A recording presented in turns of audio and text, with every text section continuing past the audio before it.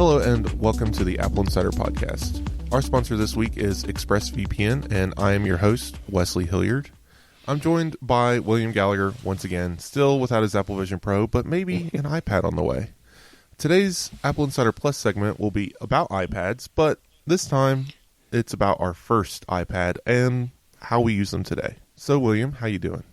Well, I was fine until you reminded me that I have made the sensible decision not to upgrade to a new iPad and that I still can't buy an Apple Vision Pro. But that thing you said last week, you've sent me back to that. Last week you did Apple Insider Plus with the history of the iPad, and this week we get to talk about our first one. Apple Insider Plus is the extended version for subscribers, and you can subscribe through Patreon or through Apple Podcasts, and we'd love you to do it either way. But in this case, I am so looking forward to talking to you because I've realised I have not been using my iPad as much as I used to. And if anything else, this event has made me want to do it more. So thank you for that. But, you know, also thanks, I don't have a new iPad, and I suppose you bought all of them. Yeah, all of them together. Well, Yep. There's at least one that I bought because Right. of the four, they're pretty redundant. If there was an iPad mini, of course, that would also be on the way, but they did not update that this week. But before we get to the event, I did want to bring up, I wrote a little story about how you choose between an iPad and an Apple Vision Pro. You got $4,000 just burning a hole in your pocket. What do you do? Well, this is a pretty good read, I think. I had a lot of fun trying to, do some looking inward and thinking to myself, all right, so how do I choose? And the answer might surprise you. Honestly, I think I just arrived at buy both, but of course that's a lot of money. So get the one that works for you, probably the iPad. I don't want to give away exactly how you got to the conclusions. You didn't know give away your conclusions more than you have, but I was so fascinated going into this because now I think of you as the Vision Pro man, but up to the time that came out, you were so much the iPad man. I wondered if it was writing this like trying to choose between your two favourite children or something like that. That's definitely what it felt like. I mean, if I had to say for myself, because again, the story isn't what you think it is. Go give it a read. It's not. It's not like this tech spec breakdown or like, the usual, this or that. Just go give it a read. It's not what you're expecting. But for me, they both fit into my workflow so well because Apple Vision Pro, I use it. It's my desktop, if you want to put it that way. It's in my office. I use it at home. It really only has one place. I can get up and walk around the office and use it that way and whatnot. Like I'm not tied to a desk, but I don't really necessarily use it like in other places in the home. Just not out of because it's not good at it. That's just how I personally have found it fit in so far. And then the iPad is still the everything computer. It fits into being a desktop, a laptop, a tablet, whatever I need it to be at that moment. It can become that based on the accessories I pair with it. And that hasn't changed with Vision Pro, and you can't use Vision Pro as a tablet. You can't draw with it, right? There's still there's applications on both platforms that can't be possible. I can't sit in Yosemite on my iPad. I can't, enjoy spatial video on an iPad. So they complement each other in a way, and I think that's very interesting as both platforms seem to be, from Apple's perspective, the future. And the angle that I took with this article was that we're in the post-PC era, which is very true. That was a silly buzzword from the 2010s, maybe late 2000s, that talked about, well, everyone's going to eventually stop buying desktops and start using mobile platforms, and that was especially relevant when Steve Jobs revealed the iPad, and he called it a post-PC product. Well, here we are. iPad is truly post-PC. People may agree with it or they may not, but you can get work done on an iPad. Most people can probably buy one instead of a desktop computer and get what they need to do done. It is now the niche to need a desktop or a full MacBook computer. And then Apple throws a curveball. Here's Apple Vision Pro and what that represents with the future of spatial computing. But where does it stand today, and how do these different ideas of the future intersect? So that was my thinking for this article. There's the thing you said there right at the start about that it wasn't a spec comparison, and not to knock people who compile incredibly detailed processor speed comparisons and things, but just for myself, I tend to glaze over with those. the difference between the M2 and the N4 number of transistors, for example, just doesn't do anything to me. I don't mean it in my head. But what you use something for, how it helps you do something, that I'm right there for that one. So this comparison is actually much more useful to me when I eventually get the option to buy it. There is some specs in there, but it's very light on specs, I'll say. The one thing that I hate the most is benchmarks, because they're useless, in my opinion. They even worse is they provide an arbitrary random number that it seems that some people on the internet just know what they mean. Like, you can just walk up to someone and say, the M4 got 9,000, and they're like, wow, and it's just, I don't know what that means. It's 9,000 what? Yes, exactly. It's such an arbitrary score. But I think that, especially with these tools today and the way Apple builds them, these benchmark tools just cannot capture what they can do. I mean, the fact that the GPU architecture is completely revamped with the M3 and M4 is not being represented in these scores. So let's get into the event. What did you think, first of all? Well, can we skip to that commercial with the crushing thing? Because I thought it was sad, but I wasn't upset by it. I mean, that little, I don't know, tennis ball thing with eyes, whatever that toy was called. Stress ball. Oh, stress ball. I thought, oh, the poor little thing. But I didn't think that's Apple sticking two fingers up to creatives around the world. But that seems to be the reaction of a lot of people. How did you feel about that little bit of that event? It was definitely a different commercial for Apple. I didn't care either way. It just seemed like an ad. Reading people's reactions, I think TechCrunch took the harshest route, and I don't really agree with their assessment. But there are reasons why this might have been somewhat difficult. Maybe Apple didn't take the right approach, is because like different cultures view things like musical instruments in different ways. In Japan, a lot of artistic tools are seen as hosting the spirits of their ancestors. So, crushing them with a press isn't really very nice. I see what the commercial was trying to say. And honestly, I think a lot of people it flew over their head. I don't know why this needs to be said. Apple stuffed all of these things into an iPad. They didn't just destroy them and then an iPad appears. Like, the idea is that they compress them into an iPad. But for some reason that message was lost, and all people saw was the destruction. And I think the idea that, you get this cold slab of technology replaced by all this warm, beautiful art is not the message. The idea is, you don't need a, $30,000 grand piano to make the next concerto. You can buy an iPad and start writing music today for $300, right? It's just, that's the message I think Apple is trying to say, is look at how much you can get done with just one purchase.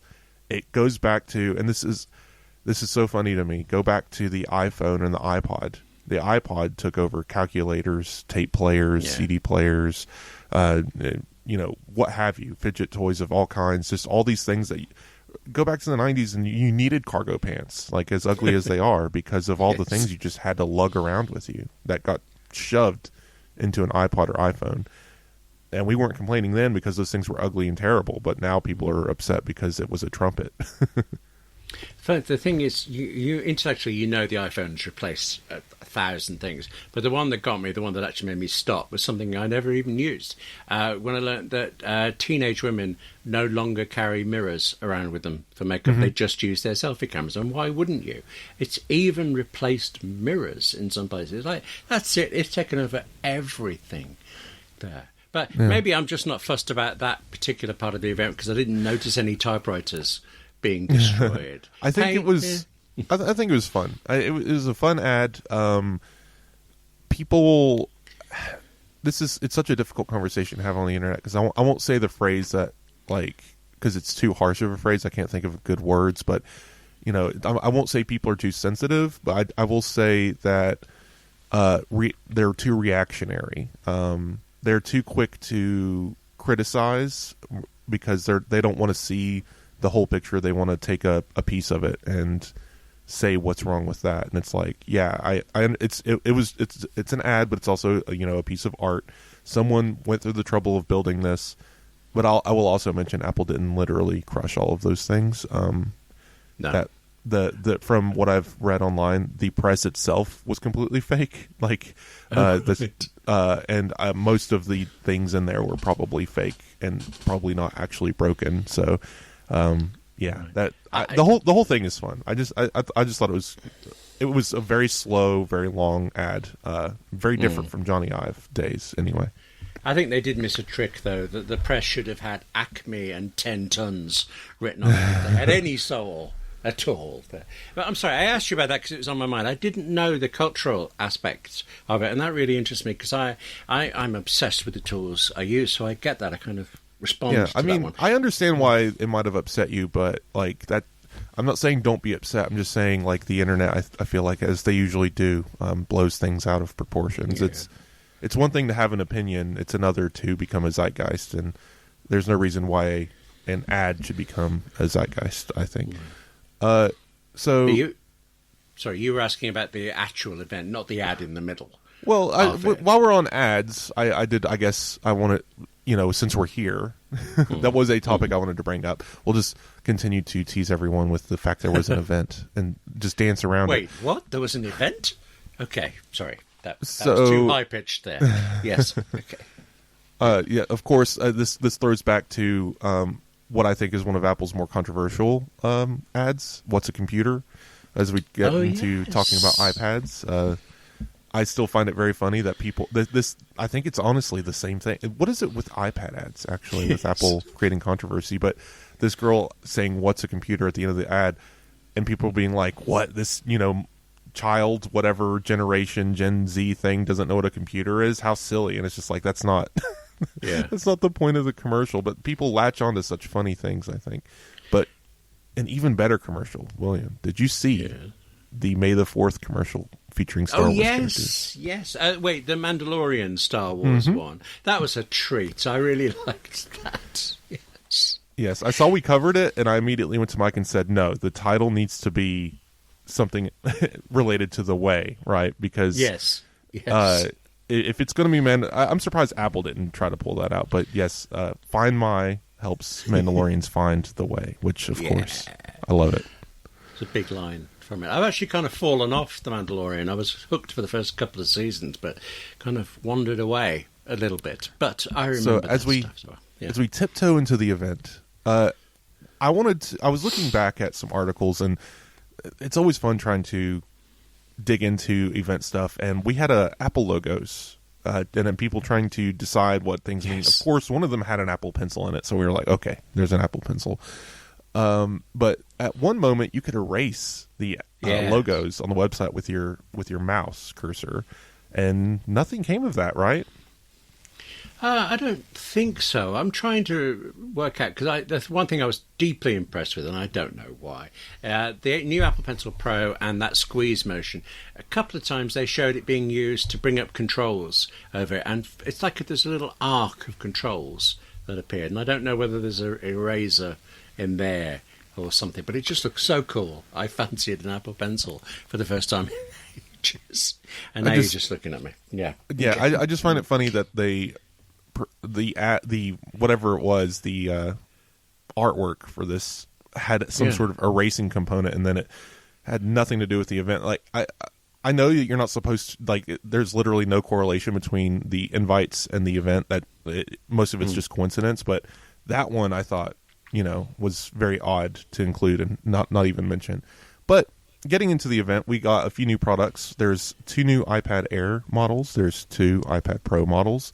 A new Magic Keyboard, Apple Pencil Pro, and some updates to some software. So where do you want to start, William? Well, just to be awkward, because I think you'll understand this better than me, I'd like to start with what is the measurement of these things? There's 12.9 inches or 13 inches, and one of them isn't and one of them is. And I just got... has Apple just decided, let's give up on 12.9 and call everything 13? Because I could get behind that. Yeah. I've been digging around. So in the specs page, if you look, Apple says the 13-inch iPad Pro measures 13 inches diagonally. The 13-inch iPad Air measures 12.9 inches diagonally. Right. The 11-inch iPad Air measures 10.9 inches diagonally. So I think there's some rounding happening, but that's also isn't completely true that Apple just decided to call it the 13-inch this time. If you look at the resolution specs, the pixel count in each direction has increased by about 20 pixels on the 13-inch iPad Pro, which may be enough to tip that from 12.9 to 13. I don't know if they've eaten into the bezel a little bit or they're measuring the pixels differently. I don't know. Maybe the curvature around the edges is a different diameter. I have no idea. But something funky happened that Apple felt confident enough that they could get away with that without lawsuits, because that's the kind of things people sue for in the United States. Yeah, but TV sets are measured diagonally as well, and they always count the bit of the screen behind the bezel. So I never occurred to me, I didn't think about it. Is Apple more honest than your average TV manufacturer, or do they just get under more scrutiny? Yeah, I believe they do not include the bezel. It's just the display area.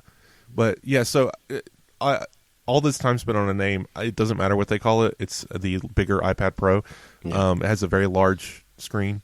But for our sakes, podcasters and writers, 13 inches, so much better, because I don't have to go out of my way to hit 3 numbers in a decimal instead of 2. So right, so it saves you 2 characters typing, and you're but imagine if you average, how many times have you written 12.9 inch over the last 10 years? That's true. Okay. And you probably saved yourself a month. I'm not going to pursue it. Yes, okay, that's true.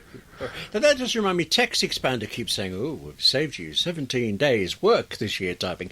You have not. I'm a fast typist. It is not 70 days. Anyway, that's a different issue. I'm trying to move away from a point there I accidentally nearly made. But yes, 13, I like the sound of it. 12.9 sounds like you're a geek who are really into it, and I was trying to give a car example, and I can't think of a car example. I remember a friend of mine telling me she didn't care anything at all about cars except she was mad keen on alloys. And I looked at her. You care about the specific composite of steel to iron and other impurities in the car. And she meant something on the wheels or something instead. But yeah, I think knowing that kind of detail, 13 sounds like a regular, normal person. So, and to be clear, no one on Earth actually calls these things by their name. I'm surprised when people say that they have the iPad Pro. Honestly, most people just say I have the iPad. Which one? True. Oh, it's the biggest one with a brighter screen. Oh, okay, great. It's called a Microsoft Surface. It says Surface on it somewhere. Yeah. The big one and the little one. Well, not that little. One thing, though, the difference when you say 11 or 13, I think that sounds like a bit of a shrug. And even though it's diagonal, so it's not that it's just 2 inches wider. The aspect ratio is different as well. Yeah. I really, really miss the 12.9 in... Oh, look at me, 12.9.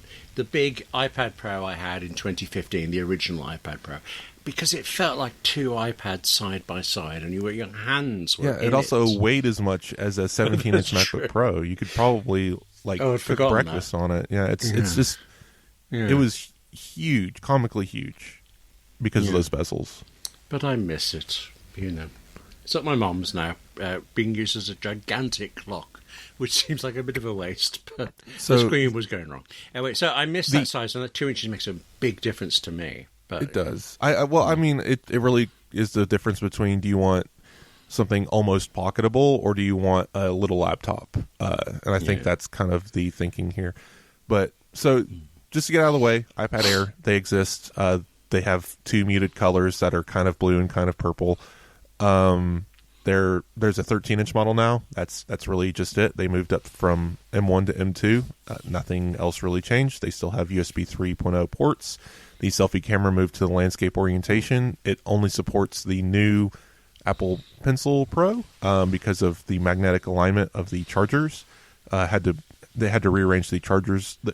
Honestly, anyone who might be confused, iPad or Apple Pencil Pro is identical. If it's a name, it could have been called Apple Pencil 3. It's just the next generation Apple Pencil with a couple of new features that happens to be. That's why the design didn't change or anything, but they called it Pro because they want you to know this is the expensive one versus the USB-C model, which is the cheap one. That is the future. We're only going to have 2 soon, and it is not backwards compatible. You can't use this with your iPad Mini right now. But the new iPad Air, you can use the new Apple Pencil Pro. We'll get to that one in a minute.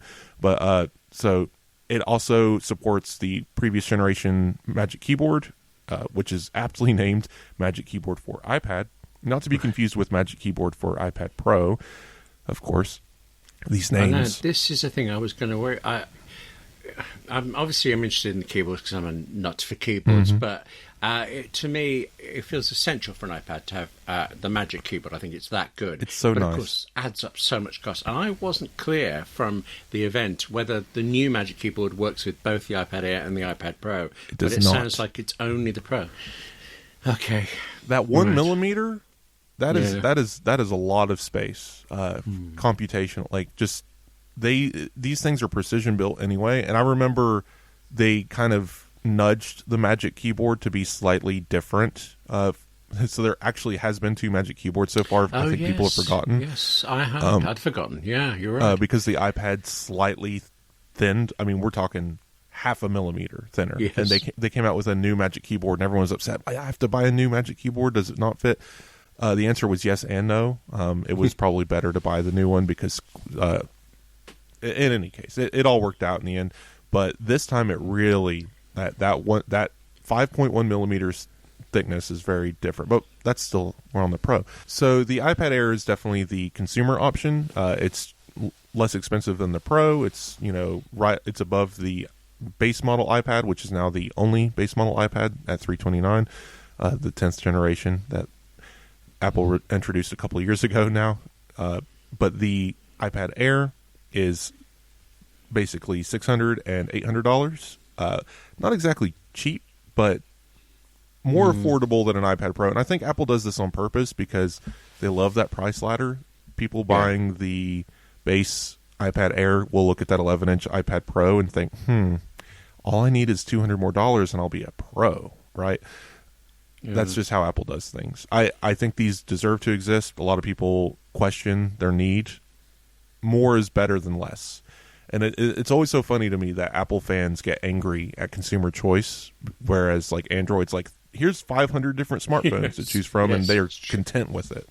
Versus Apple, we have 6 iPads, and they're like, whoa, that's too many. Right. I got to say, actually, I fancy the large iPad Air and in blue. I think it looks really nice. If I was going for one,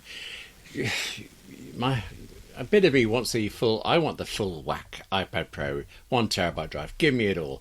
But I'm really drawn to the larger iPad Air. So it's just that display. I mean, it's a good display, but if you ever put it next to an iPad Pro, you'll immediately say, "What have I done?"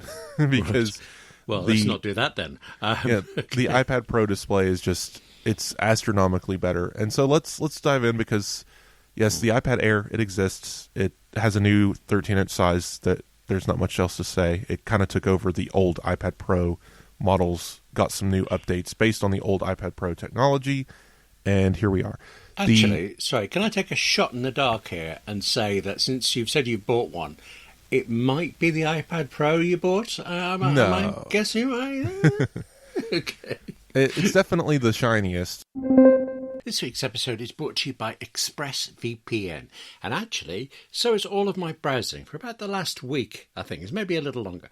I've been working in a couple of different places recently and, connecting to Wi-Fi networks that I don't already trust necessarily. And initially, I turned on ExpressVPN because I trusted it to keep me safe wherever I was. Yeah, I'm going to admit to you, though, that I entirely forgot to switch it off again when I got back to my own office because I had no reason to remember. You think of a VPN, or at least you always should first, when you want to be protected, because you know how it is. We unconsciously think that it's a straight line from our Mac or our iPhone to the website we want to read and back again, but actually, the internet connects us through the most circuitous of routes, and we can't trust every step of that route. Whereas with ExpressVPN, well, every server you unknowingly pass through could be a bad actor, but all they'd ever see is encrypted data flying by. It isn't until your data reaches ExpressVPN's own servers that it's decrypted, and then you can log on through it to any website you want. All VPNs work like that, but not all VPNs work with the same degree of safety at all. Some VPNs do offer encryption between your iPhone and Mac and their servers, but then they sell your data on instead of other people on the way. ExpressVPN doesn't do that, and it can't. None of your data can be stored by ExpressVPN because it uses Trusted Server, a technology that actually the ExpressVPN company itself developed to prevent any possibility of our data being stored and used. Only, as good as all that is for protection, VPNs have a different problem. Since all of your data is being encrypted and then sent through their servers before it goes out to the sites you want, there has to be a delay. There has to be. And yet, this is really why I forgot I'd switched it on. Because from the moment I turned on VPN when I was away and I knew I needed the protection, I saw no difference in internet speed at all. None. None whatsoever. In fact, I didn't actually shut down my MacBook Pro when I was coming home. I just, you know what it's like. You know what you do this, you close the lid. And when I eventually came to shut it down last night, I was actually surprised to see that ExpressVPN was still running. I mean, I suppose the clue is in the name, but still, I've been impressed with the speed of ExpressVPN where I haven't by others that I've tried. I've noticed substantial differences in others I've tried. Try this one yourself. Protect yourself with ExpressVPN. Go to expressvpn.com/AI podcast. That's AI for Apple Insider Podcast /AI podcast. Go there today and get an extra 3 months free on a 1-year package. That's expressvpn.com/AI podcast. And thank you to ExpressVPN for sponsoring the Apple Insider podcast and keeping my data safe this week. So iPad Pro, Apple called it a redesign. I had to chuckle because it's an aluminum slab with a glass face. There's almost nothing else you can do to this thing. But they did make it much thinner. So they redesigned the case to be thinner, and I think they rearranged the components to allow for that. They reduced the battery size while improving efficiency, maintaining that 10-hour battery life. 5.1 millimeters, that's the number, and it is thinner than an iPod Nano. And did you think that you would see an iPod Nano in 2024 on an Apple keynote? No, I didn't. But I was amused by somebody pointing out, no, hang on, Apple, you have made a thinner product. There's the Apple cleaning cloth. Yeah, you can't beat that one. That's the goal, to have the iPad as thin as the cleaning cloth. And you could roll it up and put it in your pocket. So the case getting thinner is honestly the least interesting thing about this. From what I've heard, it feels nice in the hand. It feels physically lighter. If you were an 11-inch user before because you thought the 13-inch was too big or too heavy, this apparently might sway you and make you want to move up a size because it is so much better. The gains in thinness and weight loss, so it's kind of an oxymoron. So the improvements in thinness on the 11-inch are lesser than on the 13-inch. So if you are going from 11-inch to 11-inch, you're probably going to say, it's thinner, but I can't really tell. But on the 13-inch, that is truly very noticeable from what I've heard. So we'll be having these in hand. I got mine for day one delivery, so next week I won't be speaking from a secondary perspective. I'm very excited for this. But yeah, the redesigned case, still Thunderbolt. The selfie camera moved to landscape. We dropped the ultra-wide camera. Now there's only one camera with a LiDAR sensor on the back. But that's only a quarter of the story. The rest of this thing is the display and the chipset. So were you surprised by any of these changes? That one you said of dropping down the number of cameras, I expect Apple to keep adding things rather than ever taking anything away. I presume it's to do with the thinness, but could it be anything else? I think they were making space for just that. First of all, I think there's a little black dot in the back that wasn't there before. I believe is an ambient light sensor. That is a huge ambient light sensor. The fact that it's visible at all and not a pinhole tells you a lot. So they must be doing a lot of computational stuff there to make the camera work a little bit better in different lighting conditions. It's still a 12 megapixel camera. Honestly, it might have been overkill to introduce a 48 megapixel one, but I still think that would have been cool. But yes, I think this was space saving. Apple, is a private company. They don't really collect a lot of information, but they do know how many people are using the cameras on the back. Just an aggregate of data from diagnostics and stuff like that. I'm willing to bet 4 people ever have taken an ultra wide photo with an iPad Pro. So I think it was a smart move. 1 good camera instead of 2 kind of okay cameras is especially since the ultra wide was like 10 megapixels, which was weird anyway. I didn't realize that. Okay, that makes sense now. Okay, I thought they were giving with one hand and taking away with another, but it doesn't sound like that at all now. Okay, right. So onto the display. The display technology, funny enough, I wrote a comparison, but saying what's the difference between the previous iPad and this iPad as far as display technology, and oddly enough, not much. We still have P3 color gamut, ProMotion 120 hertz down to 10 hertz, variable refresh rates. There's still the True Tone, night shift, all of that. The only thing that's changed technologically in the last few generations of iPad has been how the pixels light up, like how you get a picture, I suppose, on the screen. We went from LED with the IPS process, 2015 generation that we were talking about earlier, to mini LED backlight. It wasn't actually a mini LED display. Only the backlight was mini LED to allow for more backlight zones to light up the pixels, to reduce the amount of bloom that occurs. So that was an improvement, but you still got bloom. The color saturation still wasn't quite what OLED can produce. It was a sacrifice because OLED was still way too expensive back in 2021 when that came out. And now here we are today, finally, OLED and iPad Pro. OLED is what is used in the iPhone, but this is not your iPhone's OLED display. Do you know what they did, William? They charged me $200 more, $200 more. No, no, I don't know the difference. Well, the price thing, we'll get into that. That they didn't actually raise the price; they pulled another. We removed the base storage, but also didn't change the pricing of the storages. They're good at that. Yeah, but I interrupt you. The difference between the screens between the iPhone and the iPad. Yeah, so the iPad, Apple was worried about brightness, especially on such a large panel, because you spread out these pixels so much, they're going to be kind of dim. You're not going to achieve the 1,000 nits or 600 nits of brightness that is expected on an iPad for SDR. They did something called tandem OLED, which is not an Apple invention, funny enough. People have been describing it as if it was. This has existed for a while in other products, mostly car displays that use OLED, just weird little places, niches of the market. But Apple took that, and I think, of course, they designed their own version of it. It is an Apple invention in that way. And they put it in the iPad Pro. So it is 2 layers of OLED pixels that can basically amplify the brightness because of the layering.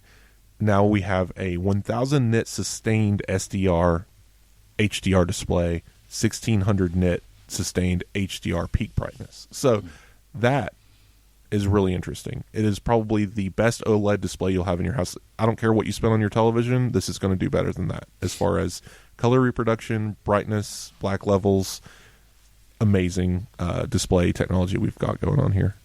There was a story last year that Apple had asked Samsung and others, I think, to make a 2-stack, that we believed it was going to be called a 2-stack LED screen, and Samsung had said no. They weren't going to retool just for Apple, and the impression I got was everybody else is using 1 stack. What's the matter with you, Apple? But apparently it makes a difference in terms of what you said about the colour and the brightness, but also the longevity of the screen. And at some point, Samsung said, "Oh, all right then. Can we have a go at 2?" and came back. That sounds to me like it means this technology is actually quite old. It's being used everywhere else, but Apple has done its usual thing of doing it right, I suppose. It's just it was expensive and used on smaller displays, and things needed to be done to make it work on larger displays that Apple pioneered. The reason why we got an M4 processor, we'll get into that in a minute, is because of this display. The M3's timing computer for running the display could not run a tandem OLED display. So that's not the only reason why we got M4, but that's a reason why we jumped a generation, and I think it's a significant one. Apple hasn't said that officially, but I've heard it from so many reliable sources that honestly, it has to be true. There's probably some tidbit somewhere, some interview somewhere where John Ternus has said that, but I haven't found an official statement yet. But yes, tandem OLED, that's an amazing technology. This display is going to be really nice. The blacks in the screen will get as dark as the bezel, unless you choose to get a nano texture. Now, this is what's interesting.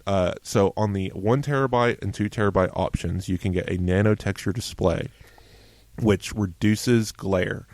And this is not nano texture that was used on Apple's Studio Display and Pro Display XDR. That has been confusing everyone on Earth. I think they read the headline and stopped there. This is a very different nano texture.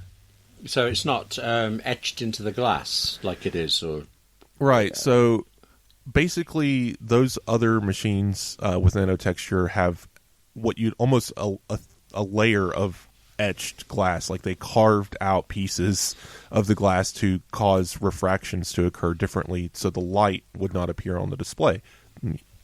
It's kind of how matte works, but matte displays are terrible. People keep interchanging matte display and nano texture, and it's kind of like calling a Ferrari a sedan. It's just not really the same thing. I guess it's the same concept. You're trying to reduce glare, but a matte display is this piece of plastic you put over the glass, and it's just terrible. This is very, very different. So yeah, nano texture, they literally etched the glass and put a new layer on top of the glass that can be damaged. You have to use a specific cleaning cloth. You don't want to touch it with your fingers. The oil in your fingers can destroy it. Goodness. Not great. This is not that nano texture. What Apple's done here is it's the same display as the iPad before it. It's the iPad Air as far as glass covers go, but they've laser etched it. So on a nanoscale level, the etches are so thin and so small, you can't feel it with your finger. If you touch this display, it doesn't feel any different with the nano texture on it.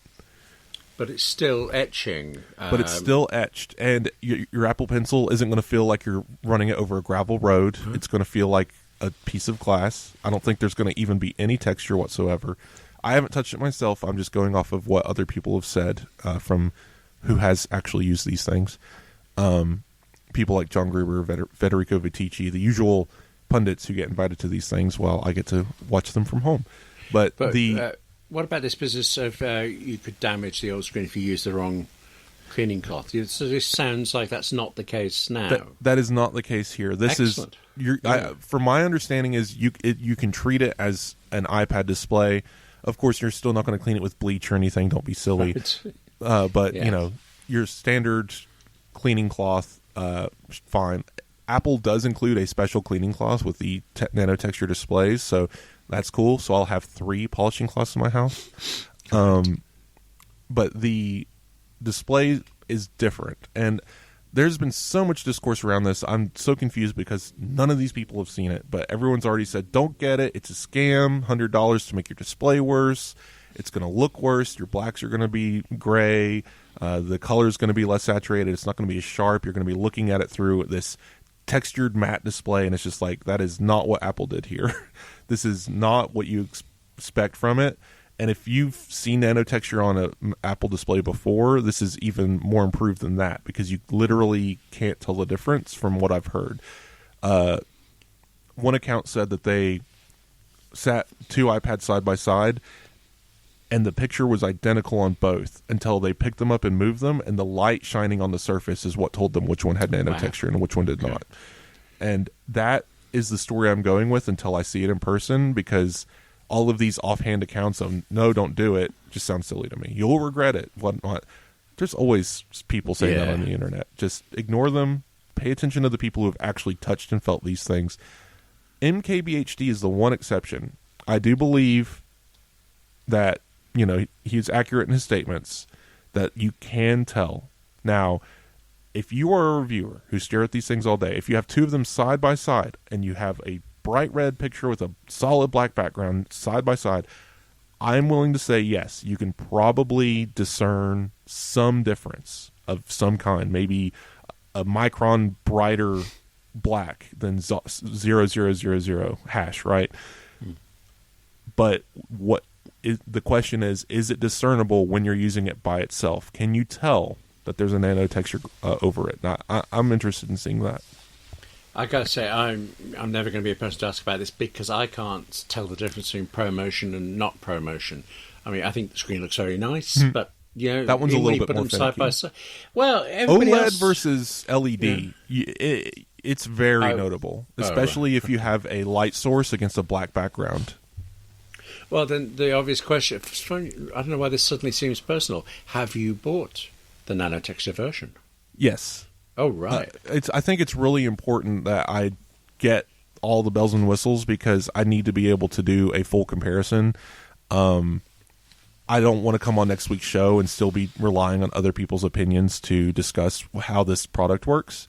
So, yes, I really needed to get into it. And I'll be honest, if I get it and I hate it, I will drive to a nearby Apple store and exchange it for a non-nanotexture display. I'm not silly of me. Yeah, I didn't. Of course, you could do that. I don't know why I didn't think of it. Yes. Yeah, like I'm not so prideful that I would just be like adamant, like no, Apple is right. You know, that's silly. I just think Apple did a good job here. I'm going to give them the benefit of the doubt and assume that this is just an iPad display with OLED and it's going to be fine.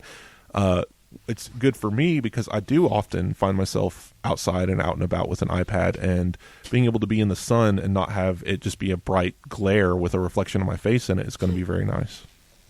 I don't know what it is. Maybe it's just because I'm in England, but I hardly ever had a problem with glare on any screen. Have you seen the sun? When was the last time you saw it?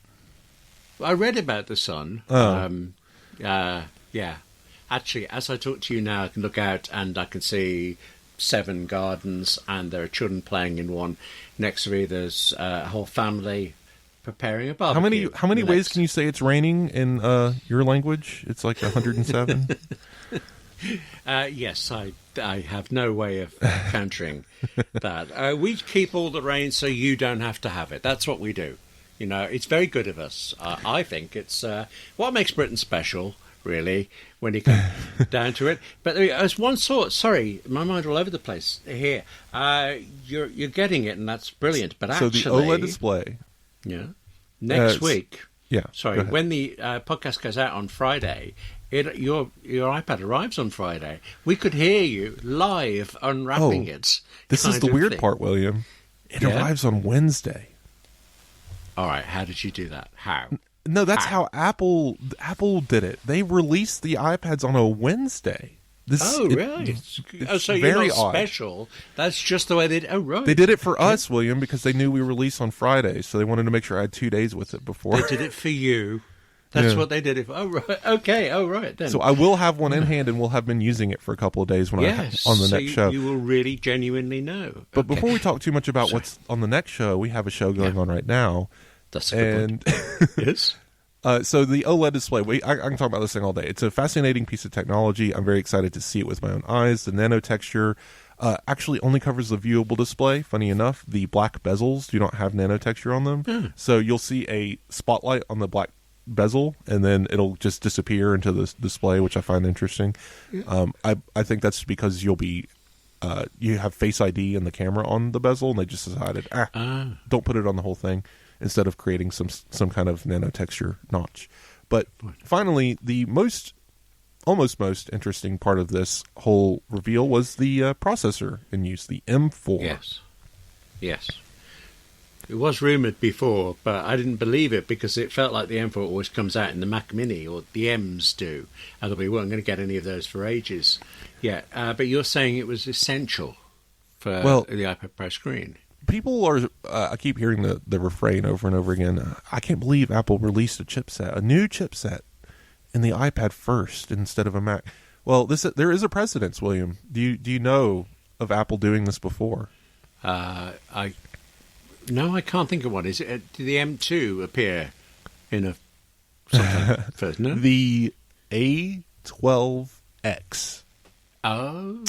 Was released in an iPad in the summer before the A12 was released in the iPhone. Right. How funny is that? Yes. So basically, they use whatever they've got lying around. Those were finished. They pop them in. That makes okay. If I'm remembering that correctly, I can hear someone writing now, but I believe that was the case. Is one of those weird generations, Apple released a like numeric alpha chip before it came out on the iPhone. It came out on the iPad, but as a elevated option. I just find that very funny. But yes, here we are, the M4. There are no iPads with M3. They probably never will be. There's been a lot of discussion as to why. I won't get into it because I honestly just couldn't care less. People get really fascinated about certain things in tech that just I don't think about 3 nanometer architecture. It's what is it like? There's like a series of letters and numbers that describe what this what series, what generation of nanometer we're on. It's like 3 nanometer B whatever. I don't know. I don't care. It does not. I don't Normally, care. I would be with you, but I've actually written a piece for Apple Insider about how far the iPad has come. And I just couldn't believe it. I kept rechecking the figures on this because, yes, there's 3 nanometer technology now, but the original iPad was 45 nanometers. Oh, wow. And that difference, I mean, do I really know what it means? No. But I thought, surely they mean 4.5. Surely I'm misreading it. But no. How these things move on. Yeah. The chip process is part of the problem, though, and that I need to go read more on it. But basically, what the M3 released on was a generation of the 3 nanometer process that was undesirable, and the M4 process is more desirable. So I think Apple was kind of just trying to rush the M4 out the door. That's part of the narrative that I'm hearing being written. Apple's not said any of these things. But so we could see M4s as soon as June in a Mac Mini kind of thing. Like, this is going to be a generation that's going to very quickly find itself available to the market. Real question is will we see an M3 Ultra? That is still unknown. Will Apple update the Mac Studio and Mac Pro this year? Who knows? But back to the M4, it is a 6 efficiency core, right? Am I correct? 6 efficiency, 4 performance, 10 core CPU, and a 10 core GPU, but you may get a 9 core if you get the below 1 terabyte. So you're getting a bin. Usual thing of the ones that didn't work, they chucked them in the 9 core stuff. Yeah. And so you have to pay more to get more cores. That core is not going to make any difference to anyone. I can honestly guarantee it. Don't worry about the cores, but yes, you do get a full 10 if you pay more money of the GPU. Someone somewhere will find a way to prove me wrong on that and say I need that one more core or else my whole operation doesn't work. I don't know. But then you also have no more 128 gig option. It starts at $256, which means technically the price is higher at the base.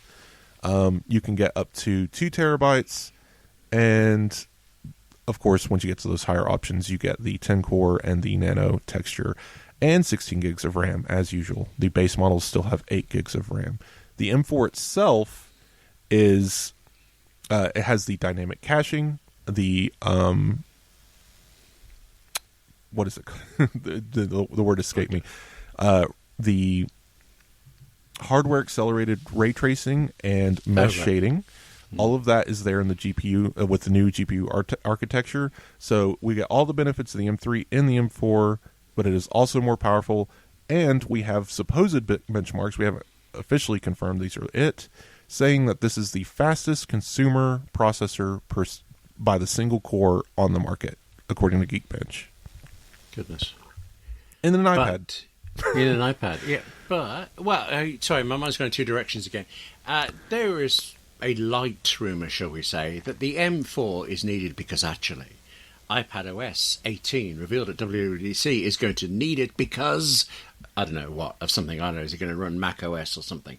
But you think, no, it was just required for the screen, like, that's it, there's no secret conspiracy surprise coming. No, it was primarily because, A, Apple wanted it out there, B, it let them build a custom display driver, and guys, display drivers, image signal processors, battery management systems, these are all part of the integrated system on a chip. That's why it's a system on a chip. The system is the chip. They can't just go in the M3 and add a new display timer. Right. That's not how that works. You can't just be like M3 with display timer 2. No, they had to basically design the technology around the M4. That's probably why this release took so long to get done, because the M4 may have been ready, but mass production earlier this year, yada yada. There's a reason why it's there. That I'm not too worried about that. There's not some secret conspiracy. WWDC, I will go ahead and tell you, it's going to be a disappointment to all the people who want it to be a disappointment. It will always be a disappointment to those people. If anything short of Mac OS on an iPad is going to disappoint that crowd. But I do expect we'll see, this is the even year, evens and odds. Even years, iPads get good features. Odd years, iPads get slight updates. Last year was the slight update where they kind of mentioned that Stage Manager exists and they kind of bumped it. And that was pretty much all that happened with iPad OS besides widgets on the home screen. This year is the year we'll see a significant jump in software, which is Apple's pattern. I don't know anything. That's just what we've observed before. So I'm expecting something will help the software story, but I will go ahead and hedge and say that it won't be enough because that's just how the technology industry works. But there is one question. You haven't quite told us yet exactly which iPad Pro you've gone for. Give us the details. What's the spec? I got the 13-inch iPad Pro, 1 terabyte nano texture with cellular. Oh, keep forgetting about cellular. And what are you moving from in the iPads? The M1 iPad Pro, 13-inch, 12.9-inch, 1 terabyte cellular. Yeah. So I skipped the M2. It just didn't feel right. I didn't need hover. That was the only thing they added. That generation was hover for Apple Pencil. Will you be buying a new Apple Pencil as well? So that's what we're getting into next. I also ordered the new accessories. So there is a new, aptly named, very, very good job, Apple. So good at this. Magic Keyboard for iPad Pro, not to be confused with the other one, which is just for the iPad, not for the iPad Pro. So they added the Pro on the end there, so you're not confused at all. But yes, there's a new Magic Keyboard and the Apple Pencil Pro. As I described before, it's only the Apple Pencil Pro because they didn't want to call it 3, and they wanted to rearrange the magnets inside so it could align with the new landscape Face ID and camera system. So yes, I ordered both of those. I'm going to be testing all those for my review. I'm really excited. But getting into the accessories, what do you think of what Apple's done here with the? Let's start with the Apple Pencil. We'll get to the keyboard last. Well, you're saying there's no difference, but there is this little pinch squeezy gesture that brings up the fancy arc control. That's very whizzy. Well, I didn't mean no changes as in feature set. It's just the next Apple Pencil. Like there's nothing technically. I wouldn't call this like this. There's nothing pro about this. You know what I mean? It's just they decided to call it Pro instead of 3. Is all I'm saying.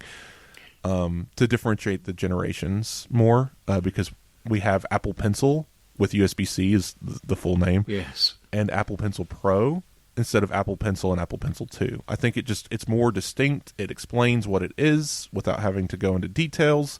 People know what Pro means. It's more expensive. It has more features. That's the end of the story. So Apple Pencil Pro did get 2 new features. Squeeze, multiple new features. Squeeze gesture. There's haptic feedback. Oh, yeah. And there is a barrel roll feature. Yes, which it would never occur to me. But I suppose if I use a pen, I do kind of roll it in my hand just while I'm thinking. But if I did that with this, it would move the graphics on my screen. So imagine you're holding a paintbrush. Yeah. And it's a big, long, flat one like you're painting a wall. And you want it to be long and skinny instead of long, like fat horizontally. Well, you just rotate it in your hand. This is what barrel roll does. You're turning the paintbrush in your hand, essentially. Goodness. It's an amazing thing, isn't it, actually, an Apple Pencil. I don't appreciate it enough because my handwriting is so bad and my drawing is non-existent, but, What do you think of the graphic showing us we were traveling as if we were doing the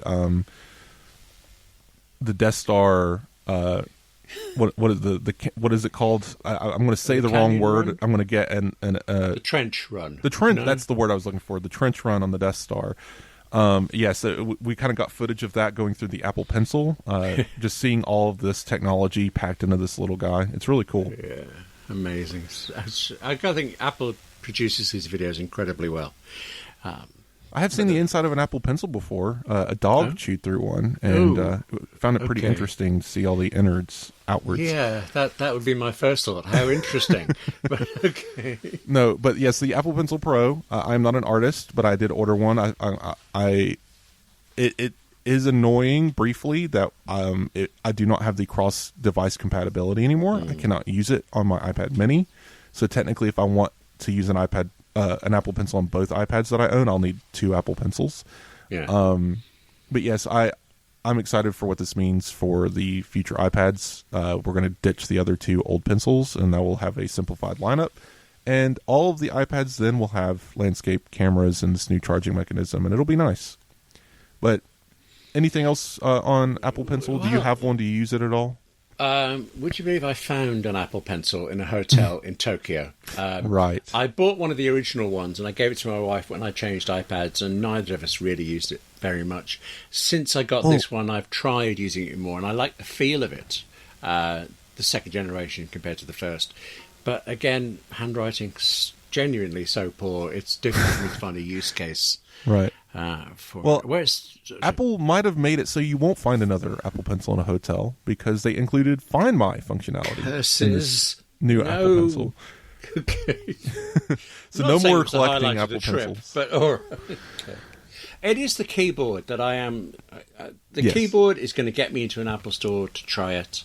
And last time I tried this, I came out with a Magic Keyboard. So leave your credit cards and your watch and your phone behind. But you're saying about the names, and it's easing the confusion. And I realised, okay, Magic Keyboard for iPad Pro, get that. Magic Keyboard for iPad, yeah. But there I am, fancying the iPad Air. The iPad Air uses the Magic Keyboard for iPad. Yes, but there they are, making the names easy and forgetting one. They're forgetting my favourite one for it. So, yeah. The Magic Keyboard for Mac also exists. That's true. I've actually got one of those. And there are 2 versions of that, aren't there? One with Touch ID, which I've got. And one's extended and one isn't. I feel like there needs to be more names, or just Magic Keyboard Pro. Just drop the whole iPad part. Just call it Magic Keyboard Pro. And then name the Mac one something else, or, I don't know, name the iPad one something else. I don't know. Just fix the naming there, because it is a little odd that they're all Magic and they're all keyboards.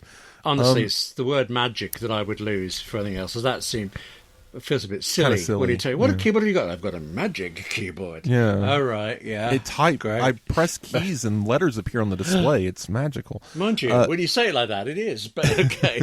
Yes. But yes, same thing. So it supports the thinner design of the new iPad Pros, exclusively only usable on those devices, nowhere else. No backwards compatibility. You can't buy the new one and use it on your old iPad, presumably. It is the same smart connector in the same position. So I would assume you could set this. I'm going to try this. You can set the old iPads in this keyboard, but you won't be able to shut it. So you'd probably be able to attach your iPad to it, even use it as a Magic Keyboard, but it probably won't shut with the iPad in it because it would be too thick. That makes sense. But yes, the cool thing is it has a new aluminum inside, kind of like they're calling it just the wrist rest area. So the keyboard area is aluminum, while the outside is still the same kind of rubbery material, but they've made it better. The current Magic Keyboards kind of pinch at the end. If you imagine pulling a piece of rubber over something and pinching the end to seal it, like a Ziploc. Right. It has that kind of design where it kind of just sticks out at the end, and there's this kind of like rubber thing, and that kind of rips and tears and wears over time. That's no longer there. You look at the side of the Magic Keyboard, and it's this aluminum rounded rectangle, and then the bottom and top have the rubbery material on the outside. So that's kind of cool. Mm. See, you're saying all these new things, and they all sound great, but what I'm hearing is that your old iPad's rubbish now. You might as well just, that's how it works. Give it away at all? It is being donated to my girlfriend. Yes. Oh, okay. All right, fine. Around the keys, there is a rubber gasket that presumably the iPad display rests on, so it's not resting against the keys. Oh, nice. Yeah. So that's a nice touch. And the trackpad is much larger and features haptic feedback. So that is also very nice. So good upgrade all around. One thing we've heard is the smart connector on the back of the iPad now supports 60-watt power pass-through, which means accessory creators can create stands so you can charge your iPad at 60 watts without plugging in any cables, which I find interesting. Yeah. Useless if you're need to attach to an external monitor, because then all your power will just come from that anyway. Right. But if you have just an iPad floating above a keyboard on a like a small desk somewhere, I feel like that'll be a really cool setup to have going. But anything else on the iPad event before we try to wrap up? The thing that made me sit up was Final Cut Pro 2. I sat up and I kind of slightly sat back down again, partly because I went straight to the App Store to get Final Cut Pro camera, but it's not out until later this spring, whatever that means. Yeah. But then also the thing, I subscribed to Final Cut Pro for a month when it first came out. I thought I would use it a lot, and there were bits I really liked, but you couldn't round trip it. You could send your project to Final Cut Pro on the Mac, but you couldn't take it back to do any things there. And I thought this time, especially because they've introduced working on external storage, so instead of everything having to be on the iPad, you can use an external drive, which is a massive thing. I thought then you could just take that drive to the Mac, work on it, move it back, but seemingly not. So I was a little disappointed about that. But the files are still different. Yeah. Getting there, 4 though. live cameras. That So looks close. like fun. That is something I feel like anyone can use, and it's one of those you won't realize you need it until you're doing something. But imagine... Except we've had things before with Apple where Filmic Pro stood up on stage talking about the iPhone 11 or 12, somewhere around then, and how that you never could happened. shoot forward and back. Well, Filmic Pro, whatever happened to that, kind of abandoned that idea, and it abandoned it because the shooting 2 cameras was only in 1080p. You've got a 4K camera, you're shooting everything 4K, but you'd have to go down to that for it, so it was worthless. The way this works, you're able to film in 4K Apple Log, ProRes if you want. Go all out on all 4 cameras, because you're not actually getting the full stream of that to your iPad. What you're seeing on the iPad is a basically low res, like a 720 or something, just enough to give you the picture stream of it, so you can adjust the focus, adjust anything you can about the camera and what you're filming. But otherwise, it's not the full resolution thing. That will continuously upload to the iPad until the file is completely uploaded during production.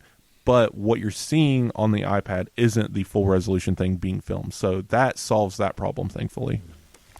Just suddenly wondering, sitcoms are typically 4 camera shoots, but every cameraman or woman is going to be royally annoyed if they're pulling focus and the director somewhere off in the gallery says, no, I want it this way. That could be somewhat annoying. Bringing it down to normal people and not directors of sitcoms, I would say that this would be interesting for stuff like... So I'm attending a wedding next month. I don't think it'll be... it might be ready by then. I guess June is technically almost summer, so maybe we'll see if this releases before then. But maybe it'd be fun to set up a couple... so I have, a few iOS devices, and then my girlfriend has a couple, so we could probably get to that 4 number very quickly. Set up a few cameras around the wedding and just kind of shoot. Nice. Like that, like stuff like that, birthday parties, any event where you're going to be stationary in one place for a while. And you would never think of it before of setting up a 4-camera shoot, because I don't want to have to walk between these phones. I don't want to have to maintain this, but now you can monitor it all from one location. So many things popped into my head when this was announced, that even the casual, I'm making a home movie kind of person, or a family film or birthday part, whatever. This works for so many things, and I hope people try to take advantage of that. I've suddenly flashed back, I don't know how many years, to a wedding I went to where they were filming lots of things with, it was pre-iPhone, that's how long ago, so it was actual digital cameras, and they'd set them up all over the place. And I remember I staged a fight with Angela, my wife. I got her to throw a glass of water in my face right in front of one of the cameras. Because, give them some action here. Oh, that's fun. I don't believe they ever looked at the footage, because they've never mentioned it since, and I'd forgotten it too. We should recreate that. But, okay. No, so I think we've reached our usual hour range, Yes. but I do want one more thing before we go, because this event. So Apple's been doing this for a while in press on earnings calls, but this was the first Apple event, I think, where AI was full, present, known, said multiple times. This is the 5G moment for AI. And especially in the segment about the M4 processor, AI was mentioned at least 28 times in about 4 minutes. Wow. I didn't actually count that. I'm exaggerating, but it was very much there. I just think it's funny. So we've actually been covering a lot of this. We know iOS 18 is going to have a lot to do with AI and what Apple's doing there, generative AI. And there's been a few, leaks, some information that we've gotten at Apple Insider, and go check out some articles that's in the show notes about what Siri might be getting an upgrade, or Spotlight Search. Photos is going to get a new editing tool for erasing objects using generative AI, possibly. And Apple's also working on server chips with Apple Silicon in mind for AI processing on the server side of things. So that's an interesting development. There's a lot going on in the AI space, but funny enough, Apple walking out on stage and saying the iPad Pro is the most powerful computer for AI is just so funny to me. Yes. Yeah. Even Apple had to cave to the word that's being used everywhere. It's just not a good word. It's confusing. No. I mean, I wasn't that keen on machine learning, but I prefer it to artificial intelligence. So, yeah, but it is. There was a brief interview, I believe, with Joswiak and Turnus. And they were basically making fun of, like, Apple's been doing this for more than a decade. We've been doing it so long, there wasn't a term for it. It wasn't even machine learning at the time. We just called it convenience features, where Spotlight Search would show you your most used apps. After that, it was Siri Intelligence, and then finally they landed on algorithms and machine learning. And now today, that technology is being referred to casually as AI. And then... so machine learning is now AI, which is annoying. But then the other thing that's better is also called AI, which is also annoying, but they just added the word generative in front of it. So that apparently that helps clarify. Okay. And then there's AI, which is, of course, Apple Insider. So and then there's AI, the Steven Spielberg movie. So yes. And then AI, the song. We could go on like this, but... Yes, but that is... what is your favorite AI out there, everyone? Absolutely. No, I don't remember what Tim Cook tweeted, but he's very interested in the WWDC AI. Yes. In any case, that has been our show. I waxed a little long there on iPads. William did not seem to want to talk today, but hopefully... Hey, no. Wait a minute. I've been waiting to talk to you about this because I knew you'd know. And actually, I have more questions, but when you've got one, imagine me at your side waiting for details, particularly now about nanotexture, which actually I hadn't even thought about before, but now I'm terribly curious. Yes, I'm sure it'll be a very interesting episode next week. Maybe I'll find ways to get William to talk more. I do joke about that because just to say, I do see so many... Not so many, like literally 2, but it always puts it in the back of my mind that it's like, you talk too much, and I'm like, but you're listening to a podcast. I don't know what you expect. Anyway, everyone, thank you for listening. Please go leave reviews on all the places. You can hit us up on social media, leave a review on Apple Podcasts or your podcast player of choice. Send us an email. Tell us what you like, what you don't like. Our emails are always at the top of any article that we've written. I'm on Mastodon. That's primarily where I'll be. Check out these articles in the show notes. There's a lot of good stuff this week. And William, where can people find you?